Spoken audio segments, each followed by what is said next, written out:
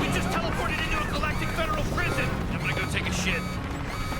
Alright, short mission, good mission. Remember when Alan wanted to use a ghost train? See you guys at Vindicators 4. I sense the presence of a greater evil. Hello, Vindicators! Welcome to your reckoning, baby!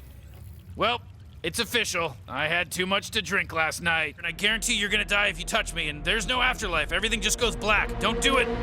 Whoa, Rick! Okay, what was that? Death. What kind? Instant. There was no sound, he just died. Yeah, terrifying. It's a terrifying thing to watch happen. It's called a deterrent.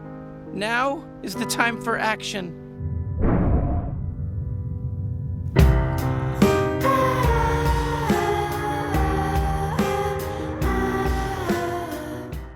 Hey everybody, so you asked for an updated list for the most powerful characters in the Rick and Morty multiverse. So there were so many new characters during Season 3 that sort of shifted from where they appeared previously. Like Evil Morty previously seemed like a pretty dangerous person, but then he jumped forward in the rankings big time during Season 3. So I did a version of this before Season 3 started. Some of the people on that list are still on the list, but they just got shuffled around a little bit.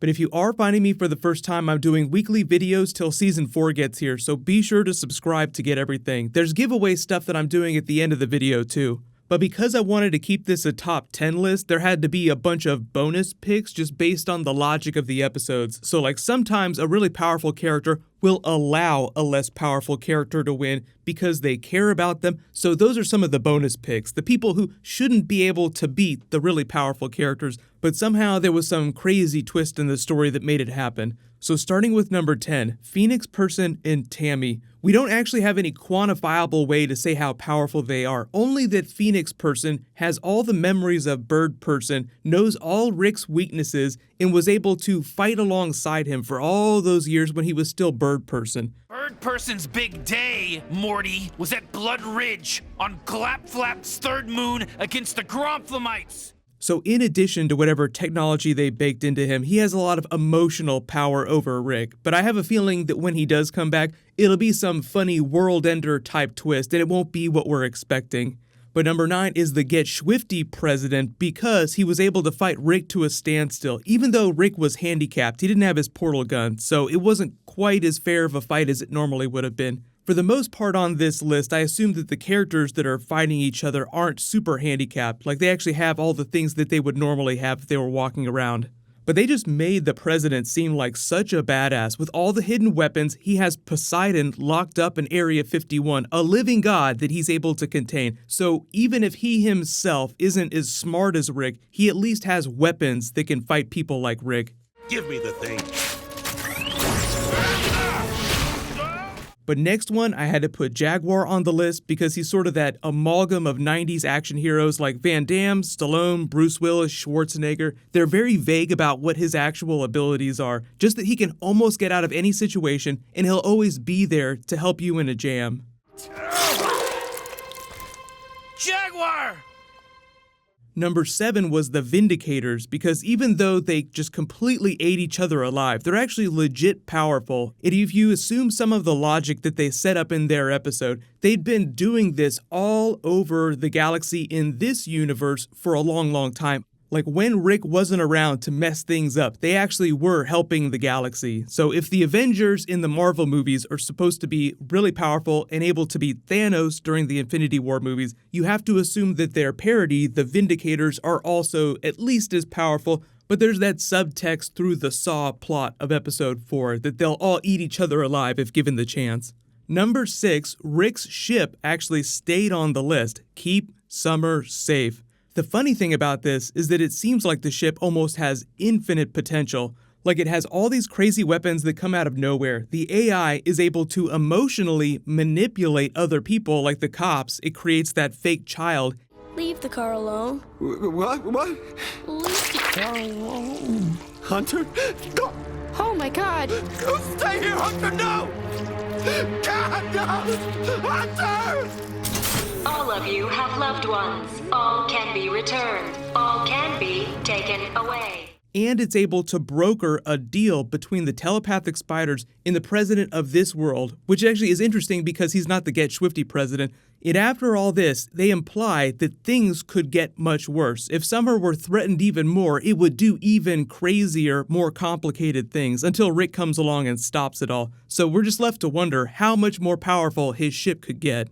Number 5 is Beth, per episode 9. Rick dubs her as smart as he is. You're starting to realize the reality of the situation. The universe is a big cosmic joke. It lives to eat things alive. And then you learn about her backstory and about all the crazy things that she would do with her childhood friends. So it's implied that she could eventually become just as powerful as Rick, but she's just sort of realizing that now. So that's why she's in the middle of the list.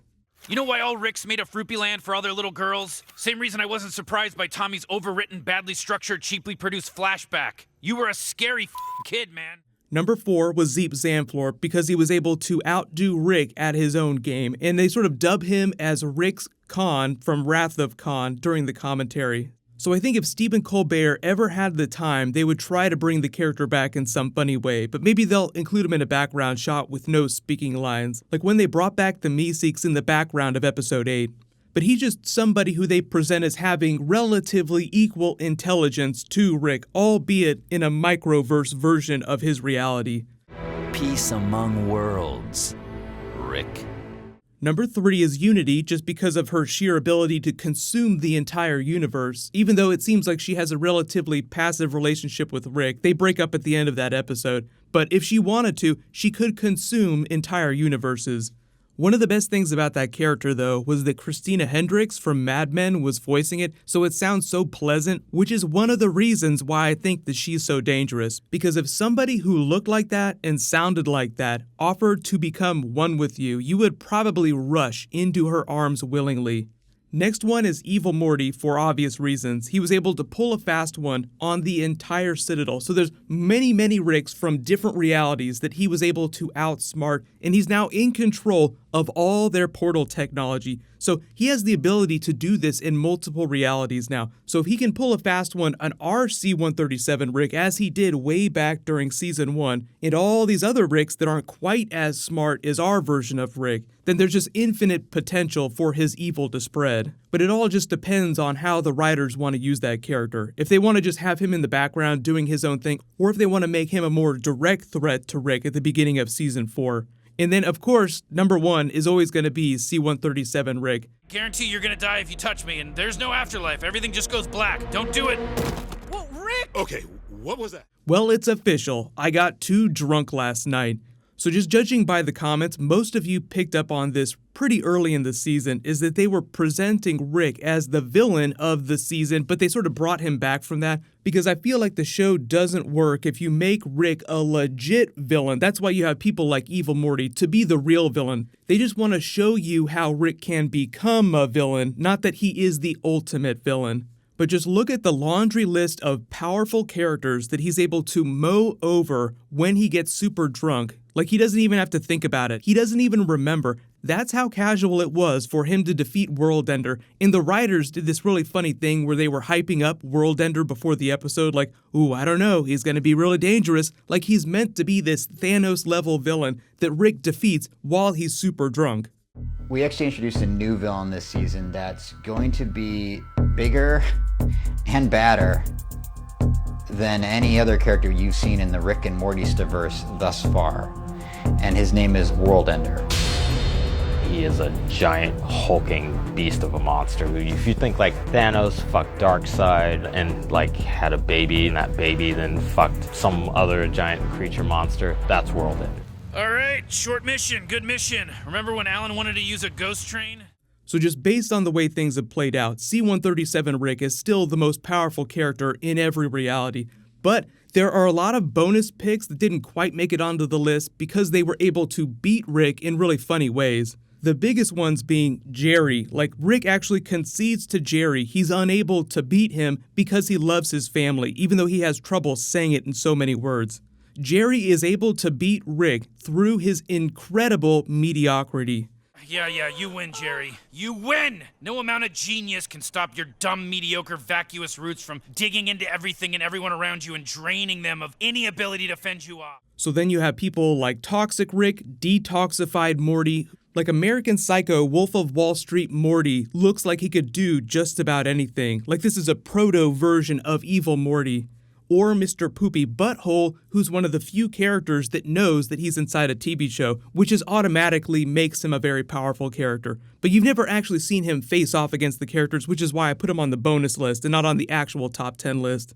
But just let me know in the comments, who are your favorite, most powerful characters in the multiverse? And what'll happen is there'll be new Rick and Morty next week. It was a little crazy this past week because a bunch of shows came back, but quick update to the saga of Szechuan sauce. Like I said in my last Szechuan video, which I'll link at the end of this, McDonald's said it's bringing it back this winter for free. I read something about somebody trading their old car for a packet of Szechuan sauce. Please do not pay a lot of money on eBay for Szechuan sauce. They'll literally be giving it away later this year, so no worries. Speaking of which, there is a new round of the merch giveaway for Zen Monkey Studios. All you have to do to enter is be a subscriber, leave a comment on this video. Congratulations to the winner from the last video. Noob, please private message me on the back end of my channel so I can get your contact details. You can click here for that Szechuan video and an explainer for what's happening and when it's coming back. And you can click here for all the big trailers that dropped yesterday.